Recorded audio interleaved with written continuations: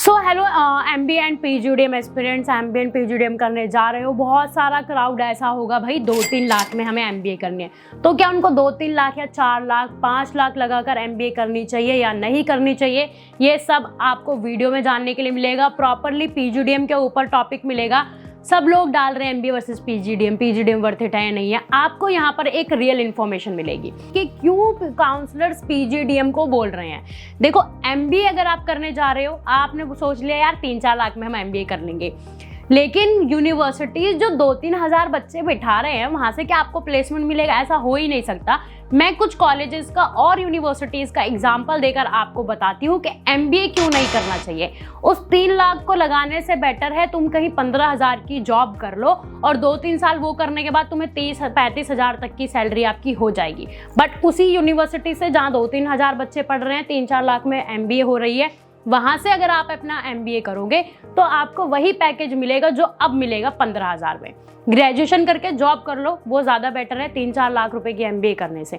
अब बात करते हैं कि पीजीडीएम क्यों भाई इतना ज़्यादा इंपॉर्टेंट पीजीडीएम को दिया जा रहा है, क्यों बच्चे पीजीडीएम की तरफ अट्रैक्ट हो रहे हैं। अगर आपका 99.9 आ रहा है, 95 आ रहा है, तो आप एमबीए के लिए जाओ टॉप कॉलेजेस के लिए, जैसे डीयू के कुछ डीएफएस डीएस कॉलेजेस हैं, यूनिवर्सिटीज़ हैं, उनमें आप टारगेट करो। उनकी फीस भी कम है, आरओआई ठीक ठाक मिल जाएगा। 99.9 आ रहा है, आप एफएमएस जाओ, जेबीआईएम्स जाओ, सिमसिरी जाओ, पुम्बा जाओ, एसेट्रा। बहुत सारी यूनिवर्सिटीज़ हैं, कॉलेजेस हैं, वहाँ जाओ जिनका कट ऑफ है हाई। ना तो आपने कैट दिया और ना आप जैड दे रहे हो, और आपका प्रोफाइल भी उतना अच्छा नहीं है कि कोई टॉप कॉलेज आपको ले ले, और लेकिन आपको एमबीए करना है और आपका बजट 5 से 6 लाख रुपए है।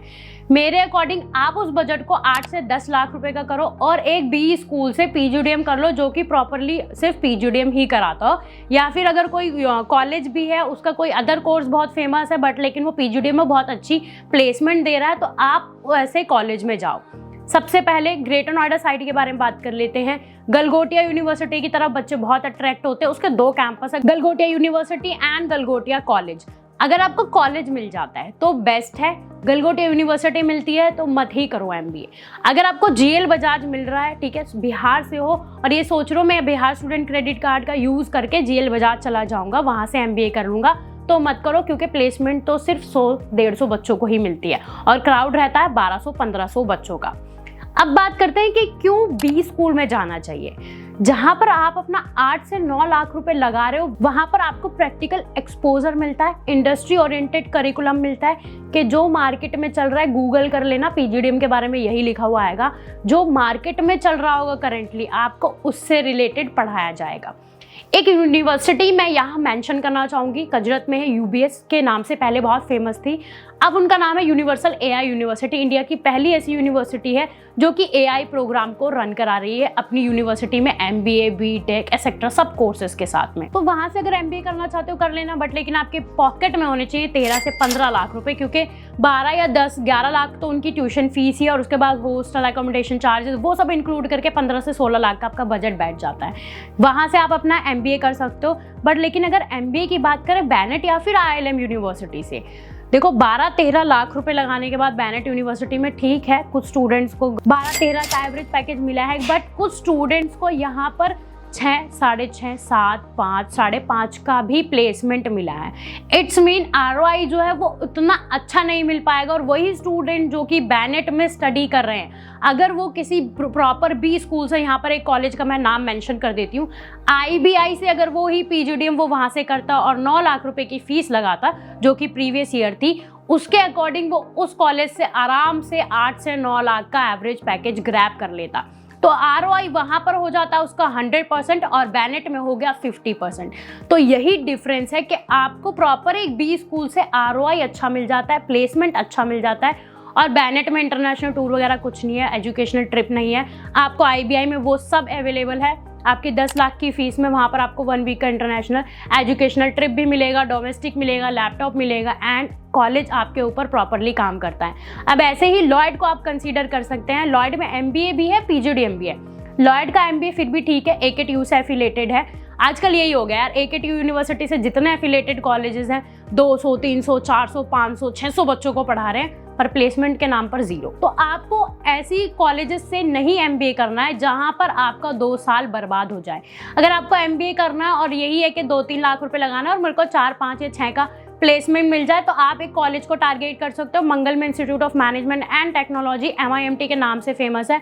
बिहार से अगर आप हो, GL बजाज को छोड़ो, MIMT जाओ, वहाँ पर भी बिहार स्टूडेंट क्रेडिट कार्ड के थ्रू आप अच्छा लोन ले सकते हो। वहाँ का हाईएस्ट पैकेज 12 to 15 LP है और एवरेज पैकेज 3-4 के बीच में है इन रियलिटी स्टूडेंट्स के अकॉर्डिंग। अब बात करते हैं कुछ बैंगलोर के कॉलेजेस के बारे में।